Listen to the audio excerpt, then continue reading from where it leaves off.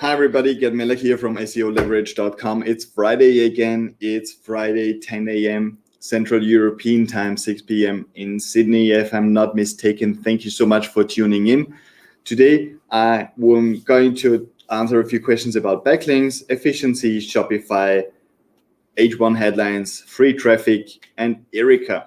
So definitely stay tuned. It's going to be as quick as possible and going to be as clear as possible. In any case, if at some point you have questions and want to get in touch with us, check out SEOleverage.com. You're going to find all the information there in order to get in touch with us, and also are going to learn about what's our Erica program about, how we do site audits, get a quick audit for $20, and also check out how we work, how we approach certain things, because I think our approach is a little bit different. It's more transparent, more open than a lot of other SEO agencies. So it definitely makes sense to take a look once in a while. We're going to redo part of our website in the next days. So you want to check in once in a while and see what we're up to. The best way to do this, by the way, is really to follow us in social media. Follow us on Facebook especially, or follow me personally on Twitter. It's Gert_Mellak in Twitter. And you're going to be informed about everything that's new about our service. So as I was saying, every Friday, 10 a.m. Central European Time, 6 p.m. Sydney, we're going to be here answering questions that have been coming up during the week in our calls with clients, questions I'm answering on Quora.com as well, and questions that just came to our help desk support at SEOleverage.com. First question is, how do I know a backlink is a good one? So let me step a little bit back here and say, this is related to link building. So you want to have your site get links from other sites in order to show Google that other sites recommend your services in a certain context. So the thing that's really important here is to realize that a recommendation is only has a value based on who is recommending. So imagine me giving advice about football is going to be a worthless advice because I've got no idea about football. I've got no relation to football. So it wouldn't be a good advice. It wouldn't be a good recommendation for me to tell you which game to watch or which bet to make if you're into sports bets, because I've got no idea about this. The same is true for links. So if you imagine a site that's completely unrelated placing link to another site, it's not going to be worth anything. Google is going to be smart enough to just ignore this link. Well, an example would be, for example, I don't know, the local pharmacy store linking to my SEO agency. Why would they do this? It's not related. It's not related at all. Google is really smart about these things. They just devalue this. They don't even bother penalizing or something like that. I think they just ignore this link because they see this is not relevant. This is not going to help them figure out if SEO Leverage is a good agency or not, because the pharmacy store is not the ideal entity to give this recommendation. This brings us to the first point of a good backlink. A good backlink is relevant. Relevancy is really what I would put on top of everything else in SEO. You want everything to be relevant, not only your content to be relevant, but also the links you get for your content to be relevant. You want your navigation on the website to be relevant for your target audience, because relevance ultimately is what makes a user of Google happy, and Google wants to make those users happy. So if you've got this user who comes to a website that's not relevant for what they are searching for, what are they going to do? They're going to jump back to Google and click on another result. And this is going to give a negative sign to Google and say, look, this site might just not be as relevant or as not provide such a user satisfaction as another one. So let's switch the results and put this site a little bit lower. And so they collect their signals in order to see what's ranking. If you do link building, a link must be relevant to be a good link first. What we also do in link building in our link service for our clients is that we check the environment of this link. Is this a link that comes from a relevant page, but this site has been doing very shady stuff in order to get some rankings and gets very irrelevant or bad backlinks themselves? We don't want to have a negative signal flowing to our client sites, obviously. So we check the entire environment. How do they get their backlinks? How do they get their traffic? Do they have high value content on their page? Is this a very usable site? Do they get more and more content over time? Does Google really like this site? Or is this a site that's falling down in traffic or has been falling down for a few months and is probably going to disappear from the index because they're not providing quality, they're not providing value to their audience? So everything is related. So not only the relevance from a certain site to us, but also the relevance of their backlinks, their content to their target audience. So a good backlink needs to come from a relevant source. The relevance, however, changes a little bit. So if you're on a local level, for example, you're the local pharmacy store, getting a link from the local school might be valuable again, because it's really relevant. You're on a local level. You only aspire to get clients from a surrounding of 2 or 3 kilometers probably, or 5 maybe. So a link from local entities recommending you as another local entity is going to be relevant again. So this is what makes link building interesting for us, but also very challenging for someone who is not doing this every single day, because it's sometimes not as easy to spot the right opportunities for the right projects. This is where our link service comes in. And I think even if you do SEO in-house, link building is really something you should consider outsourcing. How to increase efficiency. This came out of a conversation with a client who said they have a team and they want to increase the efficiency. They want to lower the time it takes them to work on tasks. They want to make things run much smoother in their business. And my number one tip in order to increase efficiency is really one-on-one calls with every single team member. So what we do here is I do one-on-one calls with every team member every 6 weeks. We have this scheduled in, so we know who is going to have a call when in time. And I spend like half an hour with a team member, talk about them with them about what's going well, talk with them about what should be improved, what would make their experience better, what's like annoying with projects or certain tasks we do. And on every single one-on-one call so far, and I've been doing this for a few months, we found something to make things run smoother, something to increase efficiency. Because from my point of view as the manager of this company or the founder of this company, very often I'm going to be too far away from the actual individual task on a keyword research, for example. I'm on all projects constantly, but I have a team obviously helping me with certain tasks. So I might be too far away from their actual issue in a given moment.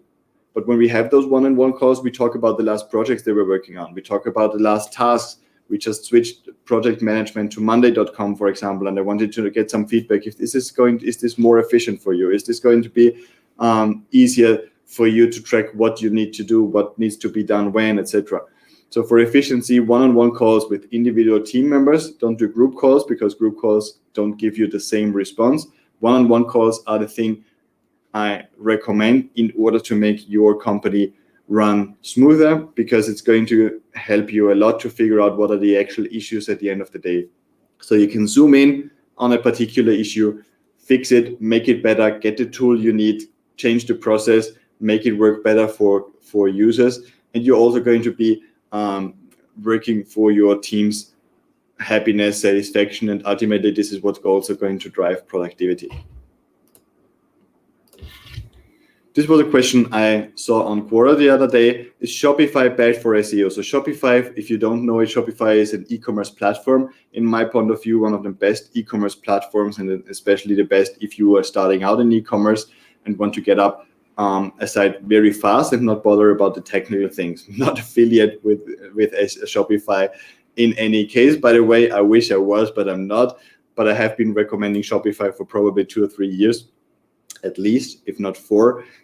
Because when you start out with an e-commerce solution, the last thing you want to do is worry about the technical side of things, hosting your site going slowly, add-ons you need in order to make it look in a certain way, etc. This is the last thing you want to worry about. You want to worry about where are your customers, how you can reach them, how you can convince them about and get trust and with them, so they consider your brand and make the sale, and then care about those customers. This is what you want to worry about. You don't want to worry about an update of your shopping software like Magento or PrestaShop or WooCommerce, etc. You don't want to deal with technical issues that could be on the server side. You want to really focus on getting the sale. I've been personally doing e-commerce technical support in my company for probably 3 years in a row. And I know I've probably met more than 100 store owners that were focusing and spending too much time worrying about technical issues on their site than focusing on making sales. And these issues were like, the checkout system had been breaking under certain conditions. The checkout system didn't work. People were shopping, adding things to the basket, and couldn't make the purchase because they couldn't click the button because of some incompatibility. So you really don't want to worry about these things. You want to worry about the platform. Is Shopify bad for SEO? No, it isn't. Shopify, like every platform, has some specific things you need to take into account. In Shopify, for example, you've got 2 types of URLs to reach a product, and you want to unify this. This is just one quick tip here.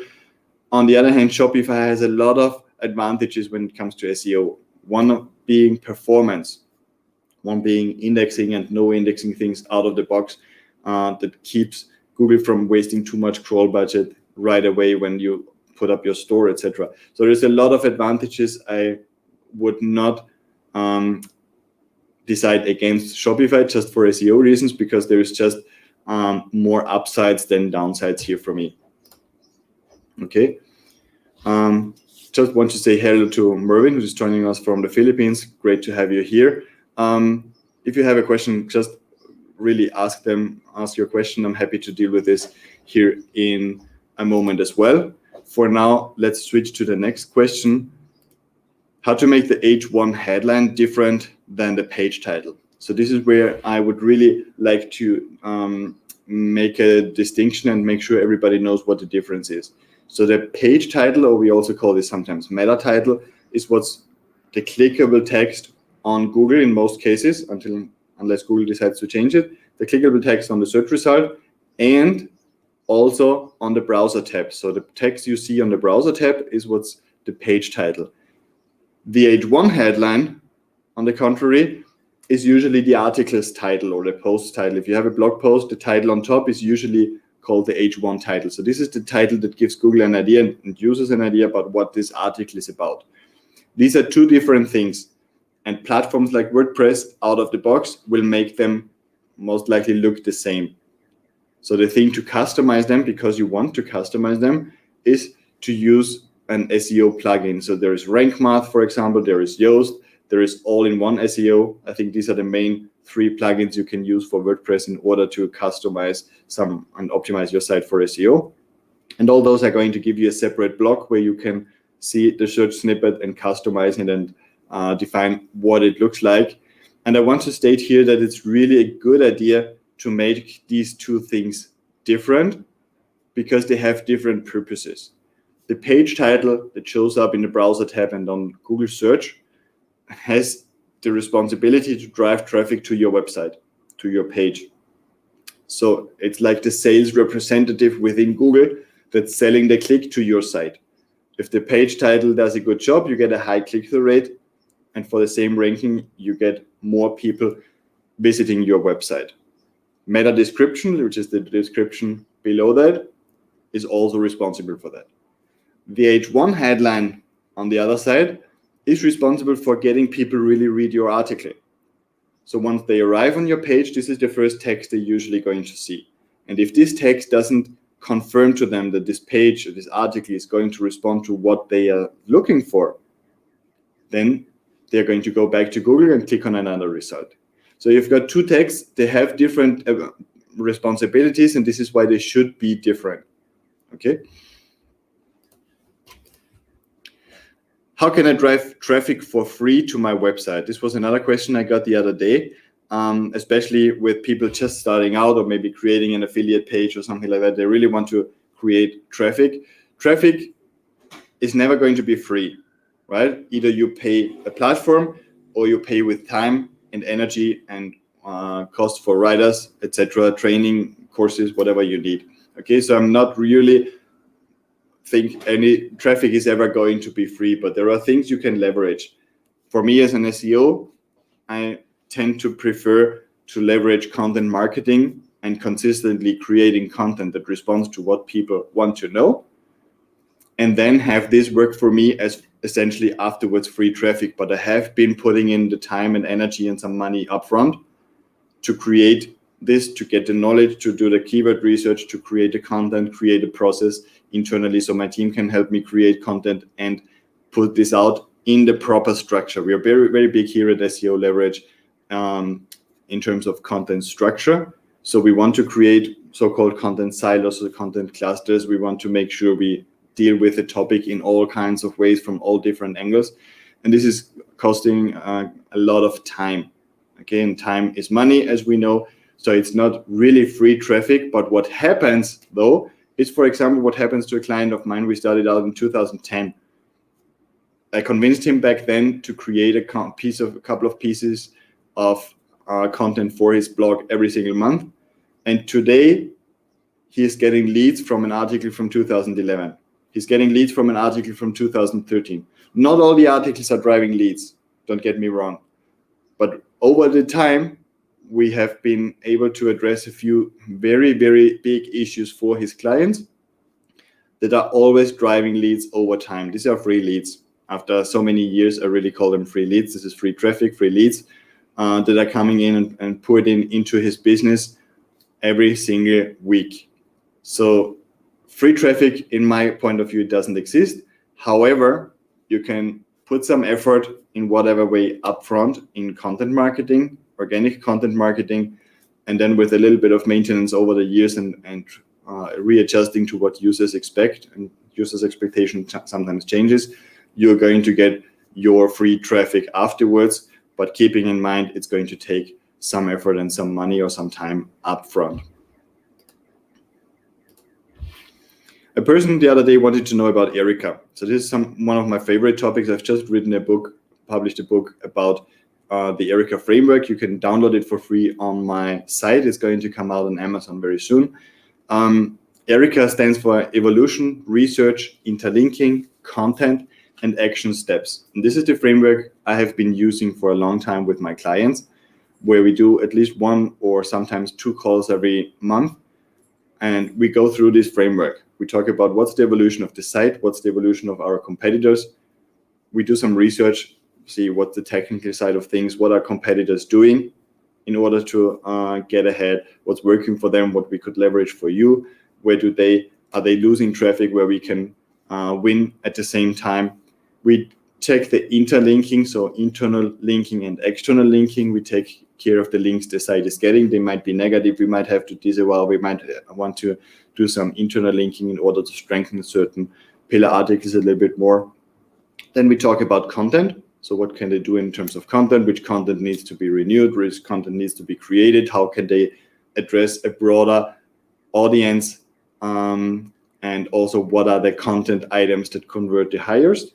And then we end the call with action steps for my client, action steps for us and our team to work on until the next call. So this might be we create some content briefs so their writers know how to structure a content properly. This might be some research. We research a competitor who's doing especially well and analyze them deeply in terms of what's working for them and get some ideas what we could leverage. So this is the framework we use. I described this in my book. Go and download it on seoleverage.com/book/Erica. And you can take a look at how this works for us and also get a little bit of an idea about how I personally view SEO, what I think is important. Between the book and these videos, you probably get a pretty good idea about what I stand for, what my brand SEO Leverage stands for, and can then make up an informed decision if this is for you. We're also going to update the website here for the Erica program. We have been working quite a bit lately on getting it updated. Clients now have a specific dashboard. We have updated the structure on how we prepare those calls from a strategic point of view. There's a lot of things we're going to update in the next days. So maybe give it another 2-3 days, check check out the Erica program, because I think it's probably the highest value you can get these days when engaging with an SEO agency, where you still want to work on things, but you want to get an external point of view on strategy. Apparently there are no other questions or comments.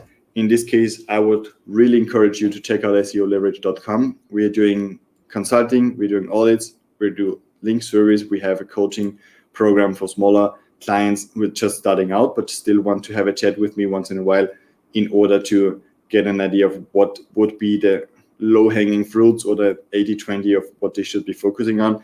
So check out SEOleverage.com. There's everything you are going to need for SEO. And if in any case you need some additional input, check out support@SEOleverage.com. Send us an email. My team is going to forward this to me, and we're going to check out how we can help you or direct you into the right place in order to move forward with your project and get organic traffic leveraged for your business growth. I'm Gert Meller. Thank you so much for tuning in. I really appreciate you taking the time to follow these calls. We are going to upload all the videos to YouTube, so you can afterwards watch either the entire program or the individual questions and answers, so you get as efficient as possible. Don't forget about the one-on-one calls and conversations with your team. They're going to drive your business forward. Have a great weekend and see you next week. Bye.